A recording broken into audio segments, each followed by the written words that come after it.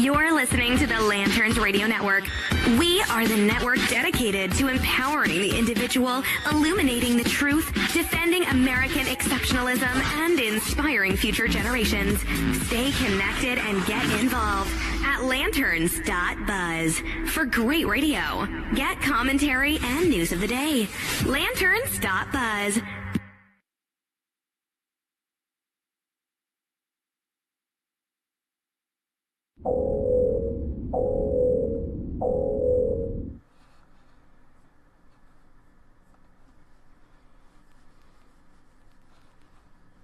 Network. We are the network dedicated to empowering the individual, illuminating the truth, defending American exceptionalism, and inspiring future generations. Stay connected and get involved at lanterns.buzz for great radio. Get commentary and news of the day. Lanterns.buzz.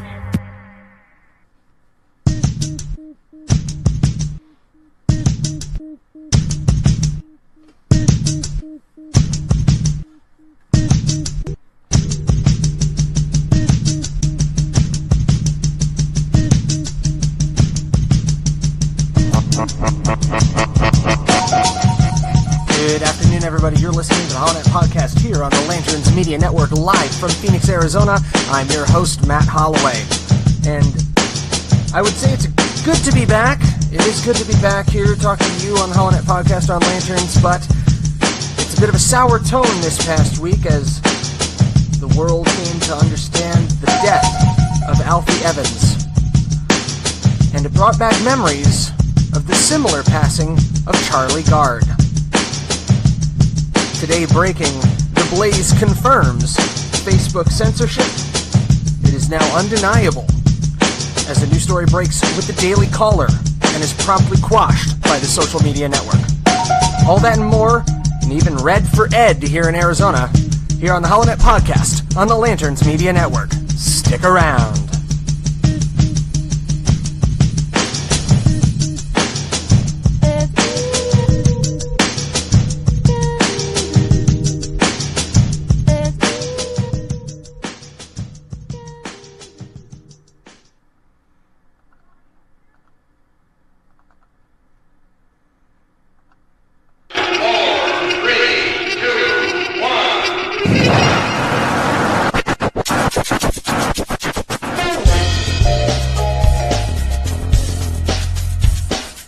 You're listening to the HoloNet Podcast on the Lanterns Media Network. The new conservative resistance begins right here, right now.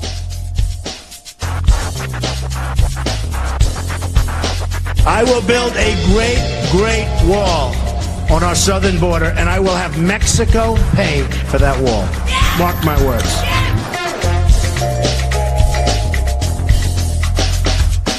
The American people are frustrated because their elected officials don't listen. Well, we're home on the campaign trail. We say we listen. And yet something about this Senate floor, something about Washington, D.C., I don't know if it's the water, something in the air, the cherry blossom, but people get here and they stop listening to the American people. What we witnessed here today in the Security Council is an insult. It won't be forgotten. It's one more example of the United Nations doing more harm than good in addressing the Israeli-Palestinian conflict.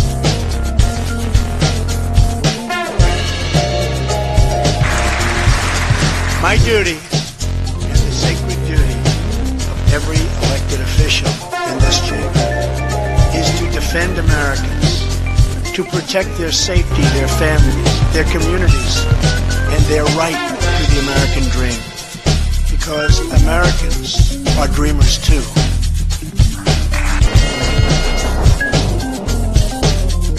I want the people of America to be able to work less for the government and more for themselves. I want them to have the rewards of their own industry. This is the chief meaning of freedom. Until we can reestablish a condition under which the earnings of the people can be kept by the people, we are bound to suffer a very severe and distinct curtailment of our liberty. The chair recognizes the gentleman from Arizona.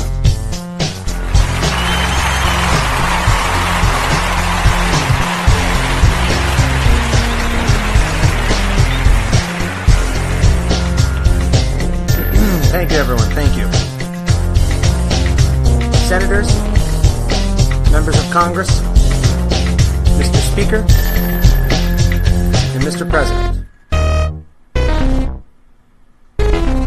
You had one damn job. Seriously. Allied reinforcements have arrived from the west.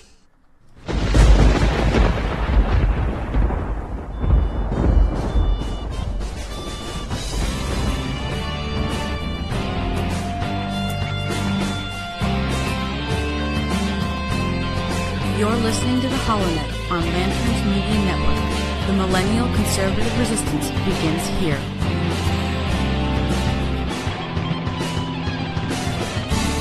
Yes, that is right indeed. You are listening to the HoloNet podcast here on the Lanterns Media Network.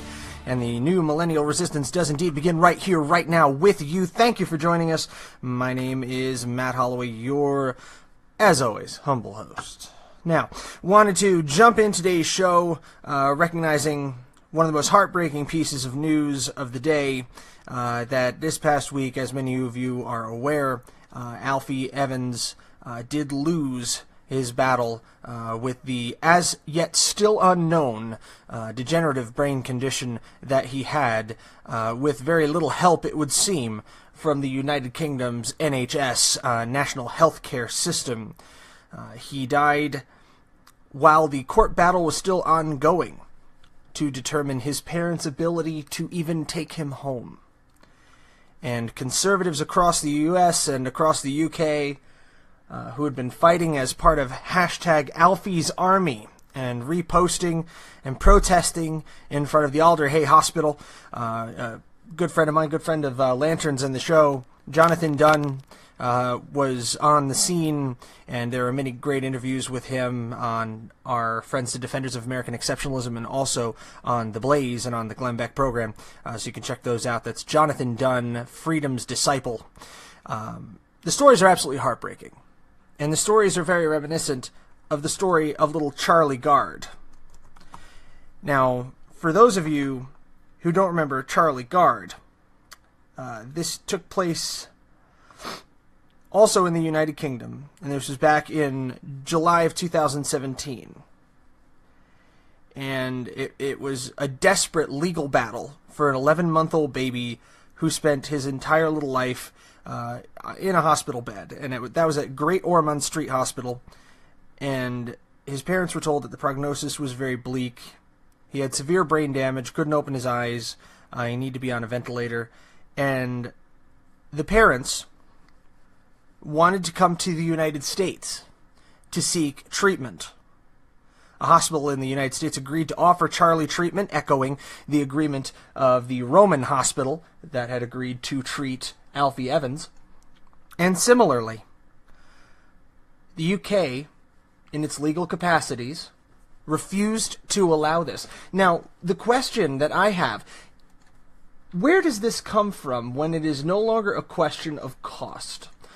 Because in the case of Charlie Gard's family, they had raised £1.3 million, which is more than sufficient to bring the entire family over to the United States for the duration of little Charlie Gard's hospital stay.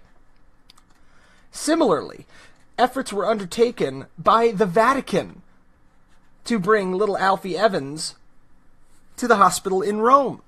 A medevac helicopter was standing by a short distance away with trained medics and technicians who could safely transport him from Great Britain directly to Rome.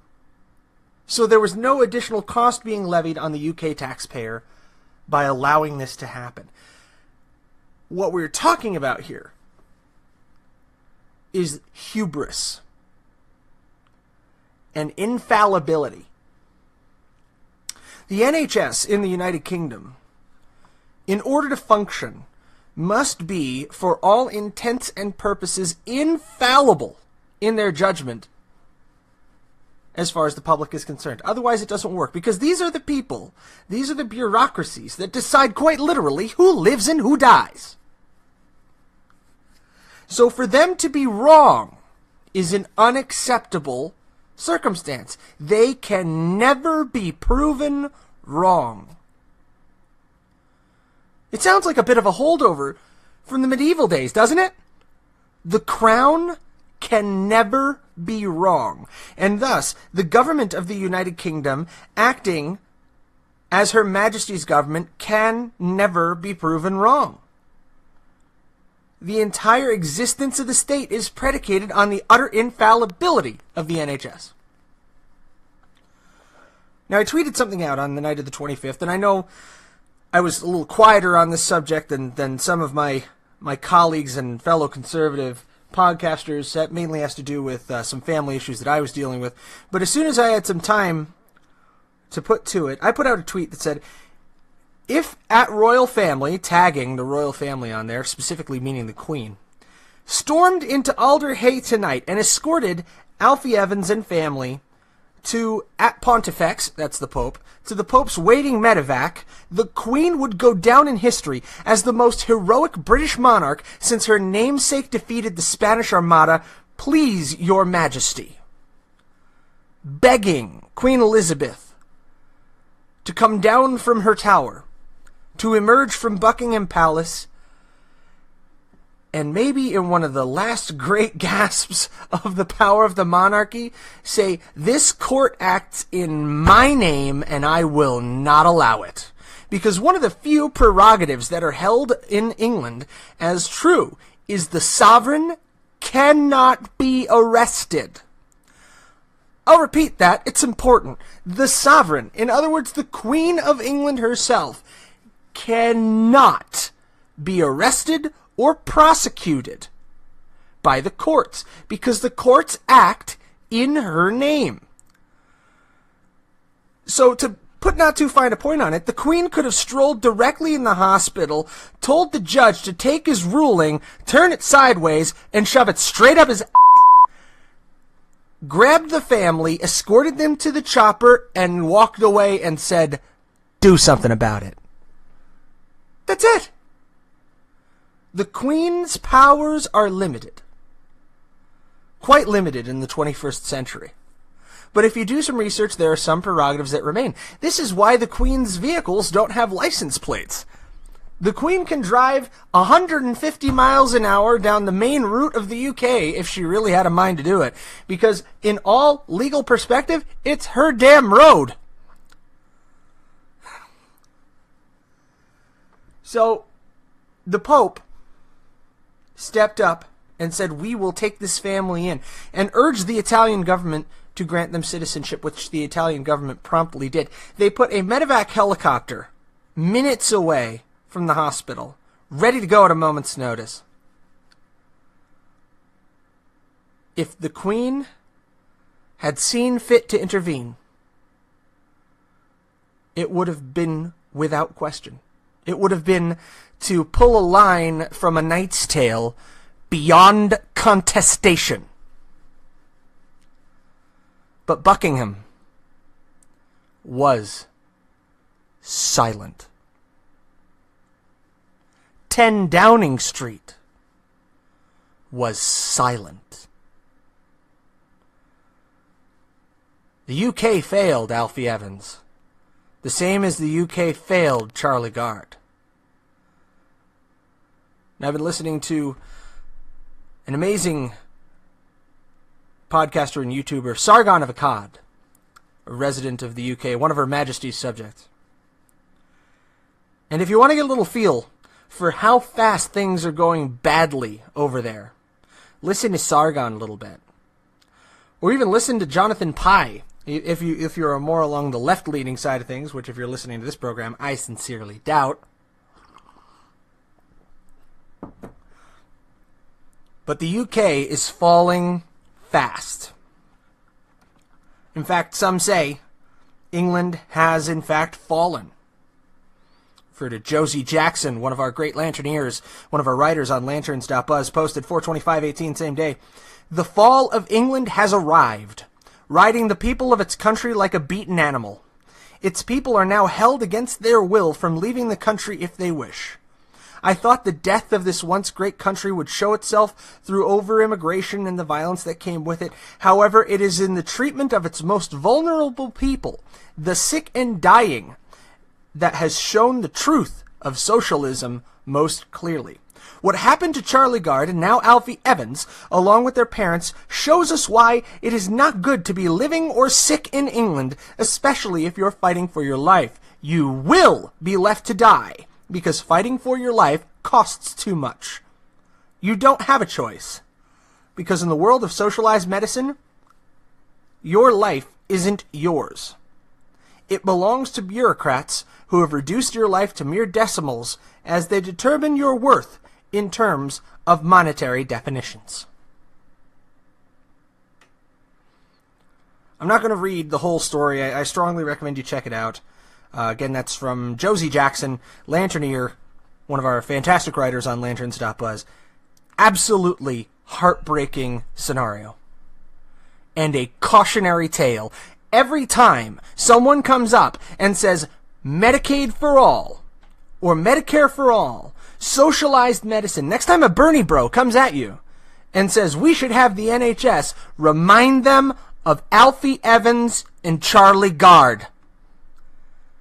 And say next time it could be your baby. So today, I say remember Alfie and remember Charlie. When we come back, we're going to get into the weeds here on my own home ground where the HoloNet began.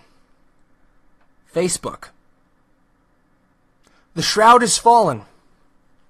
The emperor has no clothes. And Facebook's censorship of conservative outlets is now laid bare for all to see. You're listening to the HoloNet podcast on the Lanterns Media Network. Stick around.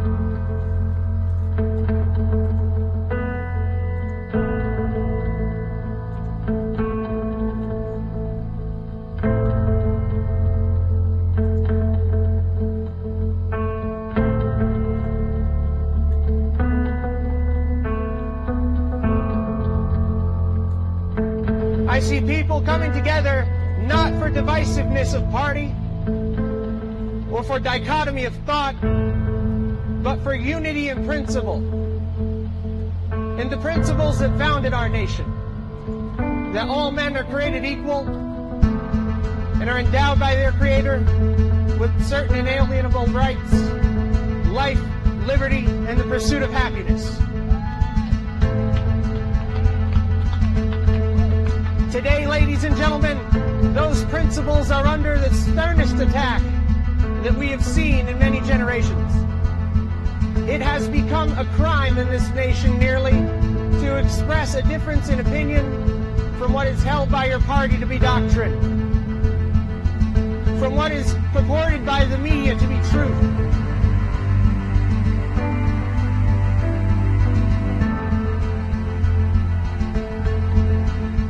We have an opportunity to reach out to our fellow Americans regardless of their creed and regardless of their political inclinations, and unite as Americans, not as Republicans or as Democrats, as liberals or conservatives, but to unite around the principles that have guided this nation so well.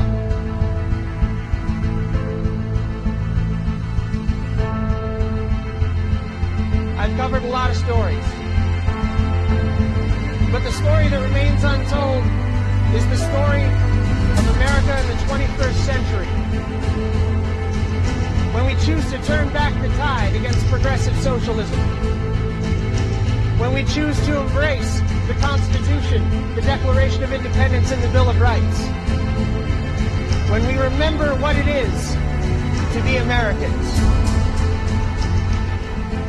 And that principle will not die as long as there's one man, one woman, one child who looks defiantly into the night and says, I am free.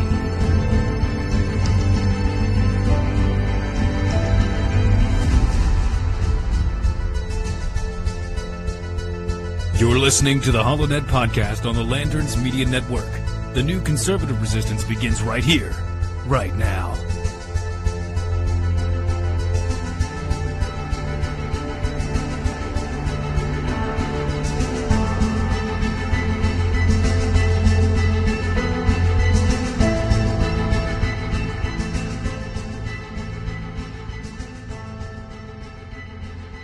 Allied reinforcements have arrived from the west. You're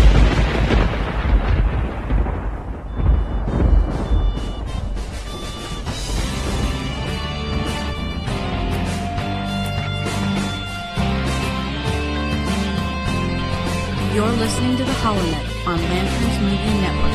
The Millennial Conservative Resistance begins here.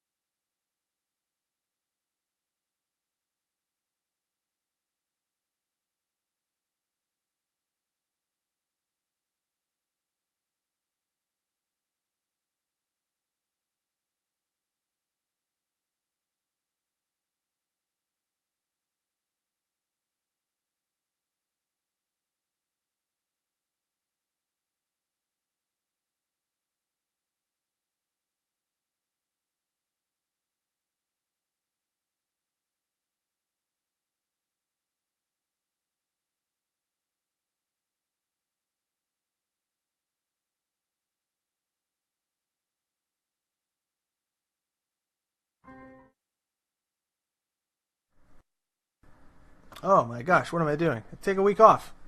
And look at this garbage. Okay. So as I was saying, Facebook. Check in with the Blaze today. And apparently, Facebook suppression of conservative opinions, hashtag confirmed. 2 hours ago, Chris Enlow, weekend editor over the Blaze, broke the story. Facebook's latest technique to silence conservatives gets exposed, and the facts are damning. The facts are damning. Says Facebook has been long accused of suppressing conservatives and right-leaning news outlets on its platform, but the social media giant was called out over the weekend for what appears to be just the latest technique the platform is using to suppress and censor non-progressive, anti-liberal viewpoints. In an exclusive story, the Daily Caller News Foundation obtained and reported on several hundred new text messages between FBI agent Peter Strzok and bureau lawyer Lisa Page. The text messages were turned over to Congress late Thursday, and the DCNF reported out on them Friday morning. However, much of the DCNF's readership was unable to access the story after the news organization shared it on the Daily Caller's Facebook page. That's because Facebook labeled the story as spam and severely limited its circulation. Facebook went so far as to prevent users and the outlet from sharing the story, urging them to post something else. Facebook said, quote, "Our security systems have detected that a lot of people are posting the same content, which could mean that it's spam. Please try a different post." Facebook spokesperson confirmed that the DCNF, that its story triggered one of our automated spam signals, likely because of the high activity that is mentioned in that alert. Facebook assured the news outlet it would correct the error. Spokesperson said several news outlets have been affected by its newsfeed algorithm triggering a false positive that prevents the outlets from posting stories because the algorithm deemed them as spam. Now, also over the weekend, Dan Bongino, popular right-wing commentator, had his content suppressed. Dan Bongino, who is way more popular than me, I don't agree with him on everything, but he definitely commands a large movement on social media, and he gets spammed out of nowhere. He wrote, "Dear Facebook, care to explain why you're labeling content from my website, which people are sharing, as spam? This has to stop at some point, or conservatives like me are out of here. I've already sold my stock in the company and dramatically reduced my presence and posting here, but the next step is canceling the account. Clean up your act and stop silencing conservatives. At this point, I would like to remind you all that the HoloNet is also available on bitchute.com. That's bitchute.com. You can find the HoloNet podcast there in video form. When YouTube and Facebook do eventually censor conservatives to death, I think that's where you're largely going to find some of the more conservative content out there on the internet. That is on bitchute.com. And you can also find us on Patreon, as long as that lasts, because that's another group that seems to be bringing the hammer down, and also on Maker Support. So all of you out there that are huge supporters of the freedom of speech, you're probably going to want to look at BitChute and also Maker Support to support those creators. So, The Blaze referenced an analysis by Western Journal, which I recommend you check out. This is data back into March. Confirmed Facebook's recent algorithm change is crushing conservative sites and boosting liberals. And they actually laid it out very, very clean. The New York Post versus the New York Daily News. The Post is well known as a right-leaning outlet, whereas the Daily News has an established left-leaning slant.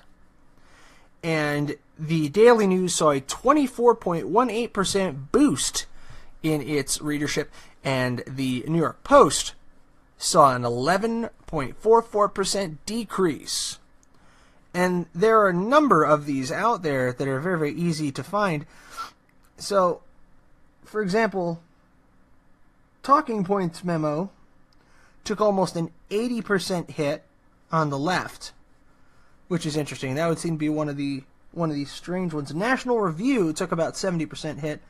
About the only ones to see an increase on the conservative side were the Washington Free Beacon, Fox News, the New York Post, and of course Forbes, which the fact that Forbes is judged as being more conservative is very, very interesting. But yeah, you can check out this whole chart. It's very, very interesting. The Blaze, it looks like, took about a 40% hit. But the vast majority of liberal outlets have seen an increase of up to 50% due to the new changes in the Facebook algorithm. Now, speaking for the HoloNet, I know I've noticed a difference. I can't speak specifically to what Lanterns has seen as a whole, But I do know that the HoloNet podcast, and I've observed several other local conservative podcasts out here and local radio shows, have definitely felt the pressure coming down from Facebook. So I think the time has come for conservatives of the country to start seeking an alternative outlet. Now, I try to put the HoloNet out there on as many platforms as I can, so we're on Facebook, Twitter, you can listen on Spreaker, iTunes, TuneIn Radio, iHeartRadio, Podcast Addict, there's tons, YouTube, BitChute, wherever you can find the HoloNet. I try to put it on as many platforms as I can, but where this program initially started out and where this dream kind of started taking shape were on the Facebook and Spreaker platforms. That's it. You know, then I moved on to Blogger, to Blogspot, where I set up the holonet.com. But it all began here on Facebook, and it's such a shame to see what that site, what Facebook has become. It's become more facepalm, farcebook. Well, we're going to take a quick break, and when we come back, we're going to talk a little bit about the Red for Ed movement out here in Arizona, as public school teachers are, quote-unquote, conducting a walkout. Most people would just call that a strike. That's approaching the third day now. So we're going to talk about that when we come back. You're listening to the HoloNet Podcast here on the Lanterns Media Network. Stick around.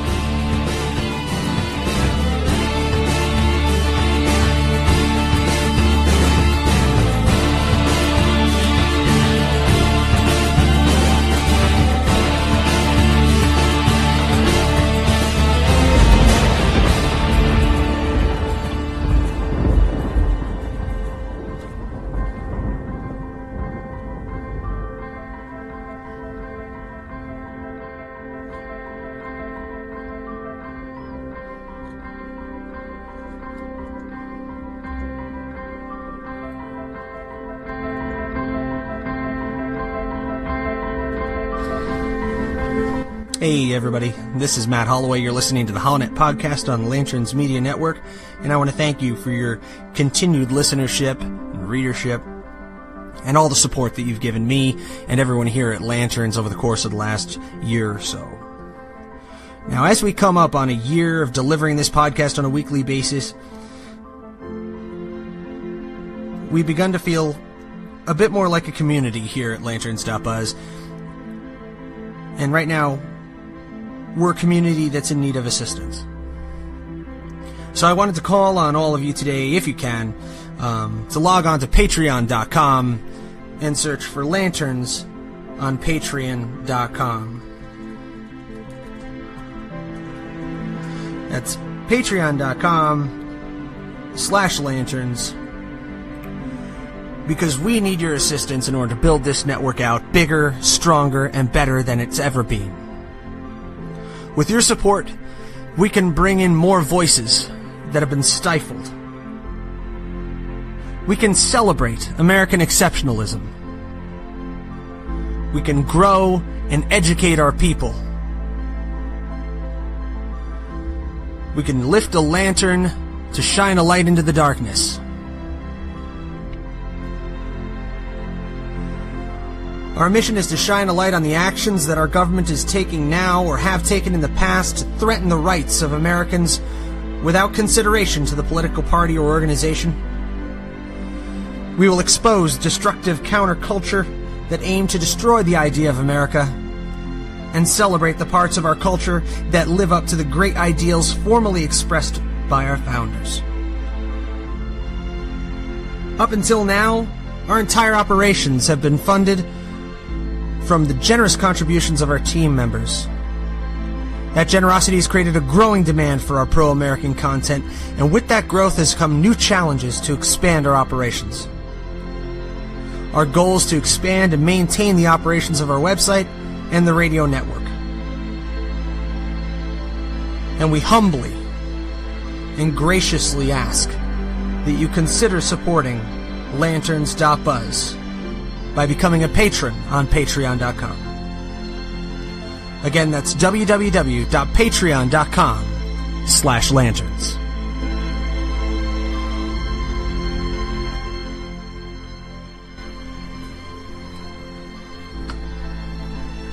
Allied reinforcements have arrived from the west.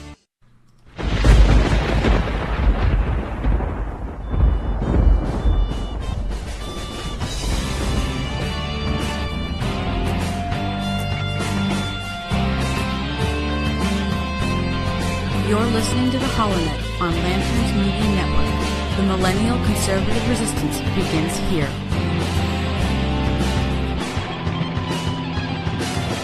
And we're back. You're listening to the HoloNet podcast here on the Lanterns Media Network. And it is day 3 of the Red for Ed walkout here in Arizona. If you haven't heard about this at all, Red for Ed, or, a movement to increase teachers' pay, is going into its 3rd day of protests at the Arizona Capitol, and more than 100 Arizona school districts and charters comprising more than 1,000 schools notified parents that schools will be closed in response to the statewide walkout. The state's 10 largest school districts have announced they will remain closed on Monday. Arizona Educators United organizations have said the duration of the statewide walkout will depend on, quote, the response from the legislature and educators. Now, this is coming after Arizona Governor Doug Ducey has already pushed for the 20 by 2020 initiative, which would give Arizona educators a 20% increase in pay by the year 2020, moving in various increments, 15%, then I believe 4%, and then 1% in the final year before 2020. So here is the big question, okay? What the hell do they want? We want more money. We want more money. Okay, guys, here's more money. What do we want? We don't know. When do we want it? Now. Wait, what? So here's the thing. Arizona educators are making a bit of a mistake here. Okay? If they had waited a couple of weeks, just a couple of weeks, mind you, to take this kind of an action, to hold a bunch of rallies and pick up a bunch of steam and call out Governor Doug Ducey, I think they would have gotten a lot more support if they weren't screwing with the students' school year and substantially messing with a lot of parents' lives. Because, so many students, thousands upon thousands of students, are not going to be able to go to school. So, what do the parents do? They got to take off work. They got to pay for a sitter. I'm sure in the state of Arizona, it is a very good day to be a child care expert right now. You have more work than you know what to do with.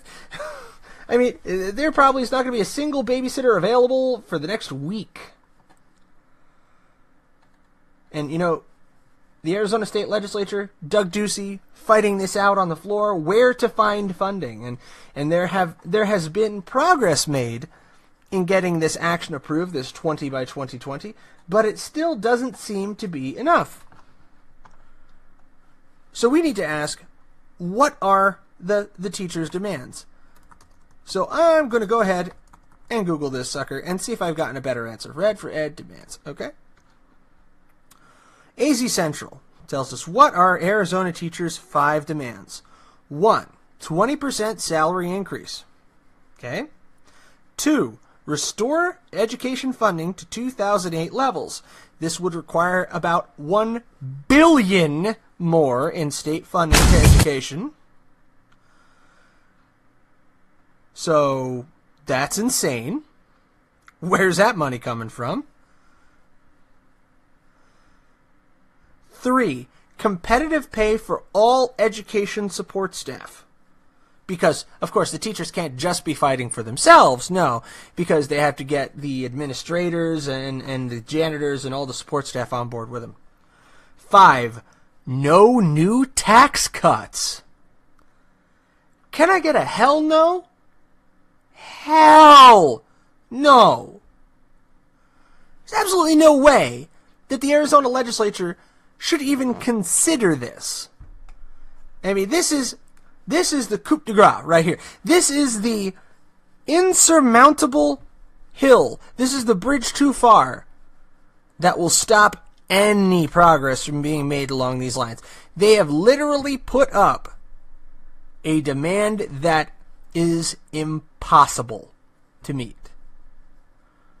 So, the Arizona educators are now going to take this threat of a teacher strike and roll it out every time there's a new tax cut?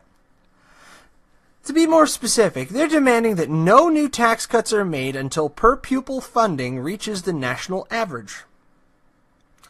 According to U.S. Census Bureau's 2015 figures, Arizona spent $7,489 per pupil compared with the national average of $11,392, difference of about 34%. But I think what a lot of people are missing here is that's the national expenditure, how much Arizona is spending per student. That doesn't qualify the level of quality of the education that they're getting. That just says how much money we're throwing at it. And speaking of money, where do they propose that $1 billion in additional funding come from? They're going to have to increase taxes on everyone across the board in order to make that happen. Can you handle that? I can't. Not in this fragile economy. You can tell me inflation's not going up. Anybody else notice that gas in Arizona hit about $2.80 a gallon this past week? I noticed. Anybody notice their grocery bill seemingly going up by about 5-6% per quarter? I did. And now, you're going to come here and say, we need to start taxing more at the state level? I don't think so. This is the time when you need to be reducing the tax burden on the population, not increasing it. But here's a thought, and I'm going to credit this to a couple of friends of mine. How about we talk about reforming the benefits package for these teachers? What do you think about that? When it takes ordinarily in, the private sector, those private sector companies that still have pensions where that's still a thing, usually that takes about 40 years before you can retire on a pension. Teachers, I believe it's about 30 years. So how about we push back the retirement age by about 5 years? Make it 35. Why then, you have all the money for a pay raise that you could need. It's worth thinking about.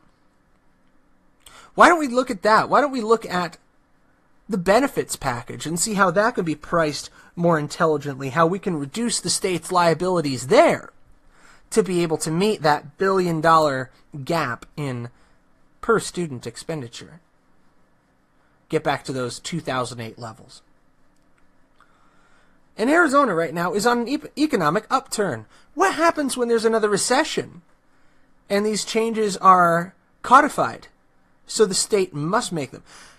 You see, the way government finance works is you, in order to gain funding for something, can either tax it now, or you tax it later, or you pull funding from something else. Those are the three ways that you can do funding at a state level. Now, at the federal level, it gets a little fuzzy because you can talk about currency manipulation and all that and quantitative easing. But at the state level, you cannot generate currency. Same thing at the municipal level. You have to find the money somewhere. So you either borrow, you steal, taxing, or you defund something else.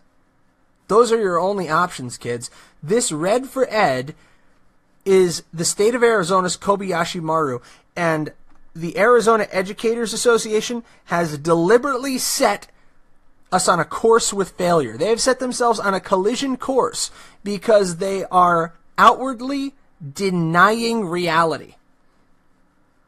If they believe they can impose their will on the state legislature to not decrease taxes until that per pupil level is caught up. It's unsustainable. It's foolish. And it will end badly.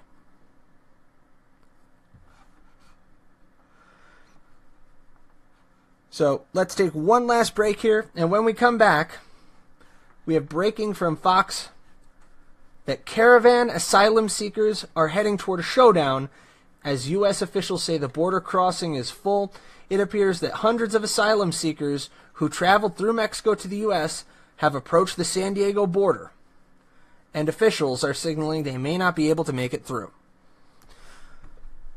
We'll come back with that here on the HoloNet Podcast on the Lanterns Media Network. Stick around.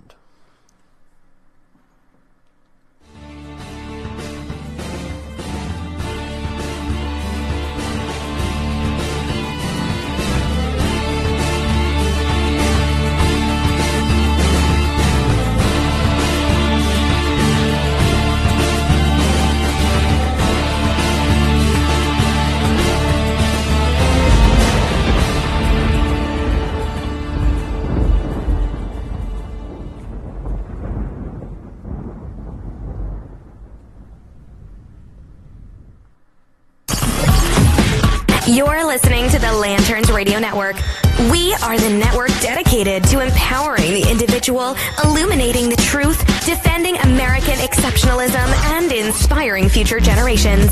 Stay connected and get involved at lanterns.buzz for great radio. Get commentary and news of the day. Lanterns.buzz. Allied reinforcements have arrived from the west.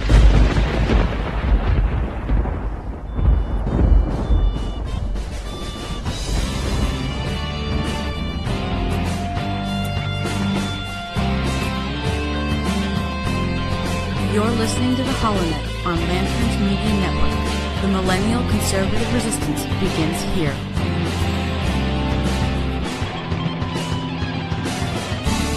Thanks for sticking around. Before we bring this show to a close, we have to address breaking news now coming in from The Blaze and also from FoxNews.com. Members of Central American Migrant Cavern are entering U.S. illegally, scaling the border fence as we speak.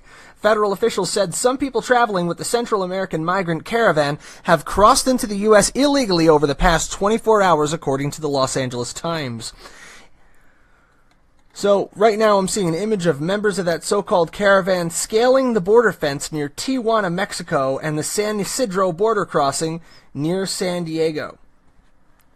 So, in a desperate bid to enter the country, a pregnant woman, apparently, and some children as young as 4 were found entering the U.S. through dark and dangerous canyon, notorious for human and drug smuggling, according to the Times. They reportedly climbed over a broken-down scrap metal border fence, and they say we don't need a fence, near the San Ysidro point of entry, a land border crossing between San Diego and Tijuana. Others from the caravan, which has an estimated 400 members in all, were spotted Sunday attempting to scale the fence near the border.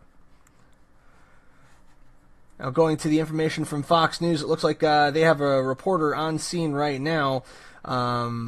Commissioner Kevin Mikalinen, I'm sure I'm butchering that, was quoted, "At this time, we have reached capacity at the San Ysidro port of entry for CBP, Customs and Border Protection, officers to be able to bring additional persons traveling without appropriate entry documentation into the port of entry for processing." So they essentially do not have enough room for these people who are seeking asylum in the United States. He said the immigrants may need to wait in Mexico as CBP officers work to process those already within our facilities. Immigration officials had warned that the San Ysidro border crossing may not be able to hold the asylum seekers if they face too many at once. The port of entry, according to the agency, can hold roughly 300 people temporarily. Roughly 200 people, including women and young children, were expected to turn themselves over to border inspectors after arriving in Tijuana last week, claiming they had a credible fear of persecution at home. Demonstrators gathered along the border to hold a rally in the hours before crossing over, with some people scaling the fence.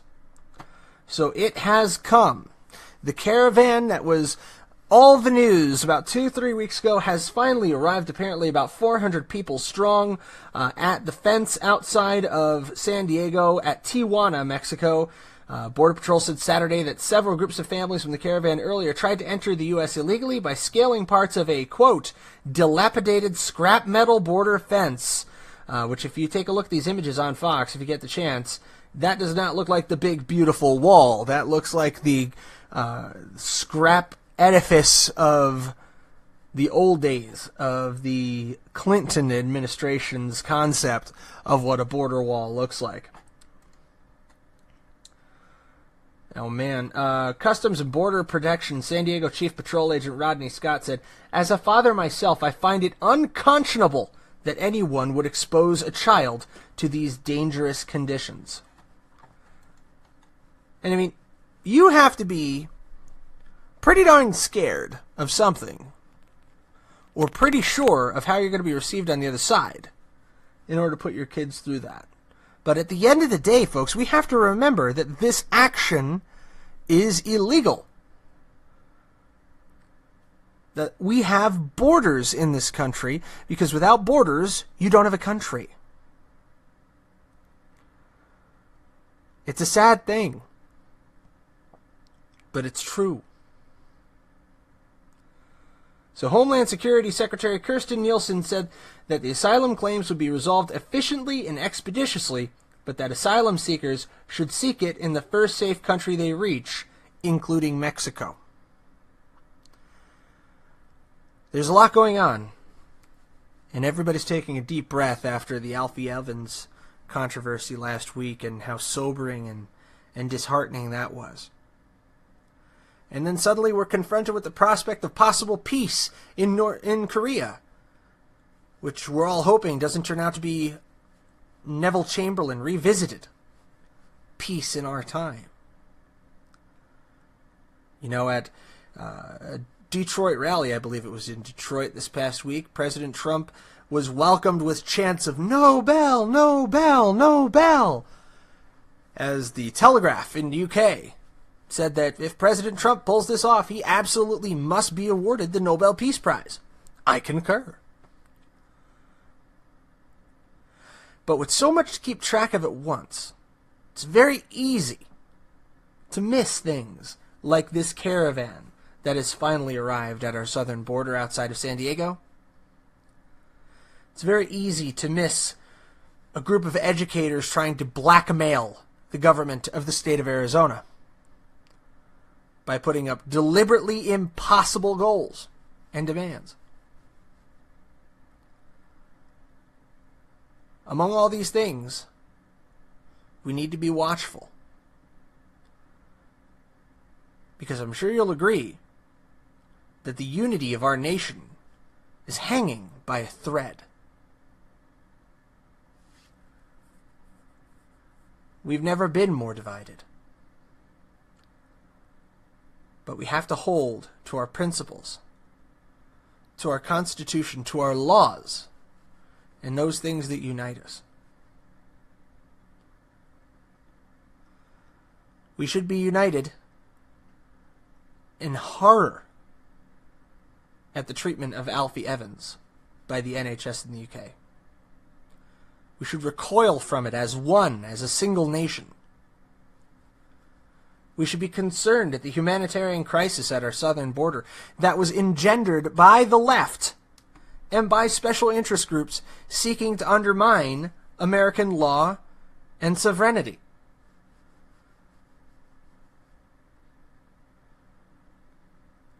We need to be united in our own best interests as a country. The best interests of our future. And also in our humanity. So while I look at the border, I wish these people no ill.